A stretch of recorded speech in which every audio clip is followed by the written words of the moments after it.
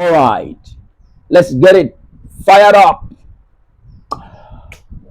Section 134, subsection 2 of the 1999 Constitution, as amended, it reads: a candidate for an election to the office of the president shall be deemed to have been duly elected, where there being more than two candidates for the election, he has the highest number of votes cast at the election, and he has not less than one quarter of the votes cast at the election, each of at least two-thirds of all the states in the federation and the federal capital territory, Abuja. What's the controversy here? The word "and." Now, the word "and" is a coordinating conjunction used in this case to list items in a class.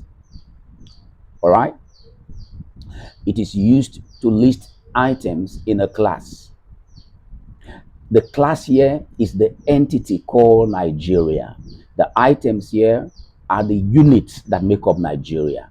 So he said the candidate that's going to be declared winner shall have gotten 25% in two-thirds of the units that make up Nigeria. All right. So what are these units? All the states and the FCT. These are the units that make up Nigeria, the 36 states and the FCT. So the word "and" is used to list those units that make up Nigeria. It's not splitting them. It's actually making them one. So you are to have 25% in the 37 units that make up Nigeria. Now, the FCT has to be mentioned alone because it's not in the category of states ordinarily. So if you had said in all the states of the federation and leave out the FCT, Nigeria wouldn't be complete. So because the FCT is a category of its own, because it's not a state ordinarily, so it has to be mentioned, but it has to be done so alongside the other category, alongside the other units. So we have in all the 36 states, in all the states of the federation, and the FCT. In other words, in all the 37 units of the federation. That's what the word "and" has done there.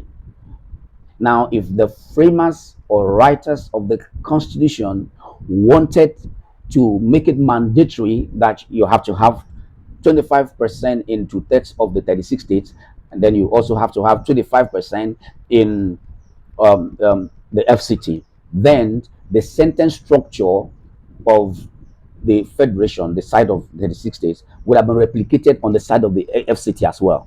So it would have read like this: in each of two-thirds, two-thirds of all the states in the federation and in the federal capital territory. So the preposition "in" that is already used on the other side of the 36 states would have also been used on the side of the FCT.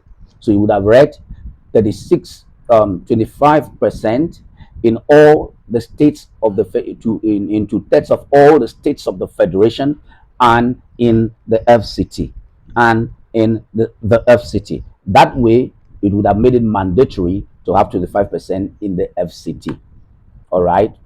But this construction or provision is not elevating the FCT above the 36 states. No, it's rather listing the FCT alongside the 36 states, making them one whole unit where you're going to have your two-thirds from, making them one whole unit. All right.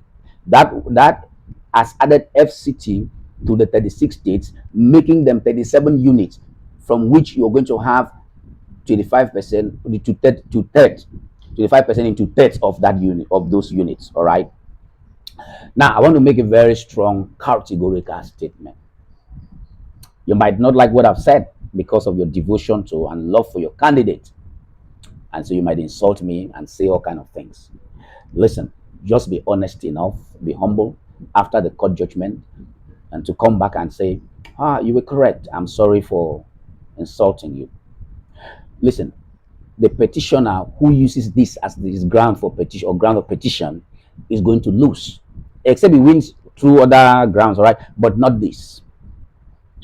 If he wins, I'm going to renounce and denounce education. I'm going to tear tear up any qualification and certificate that I have, and I will no longer believe in education. It means language is dead and has lost its meaning.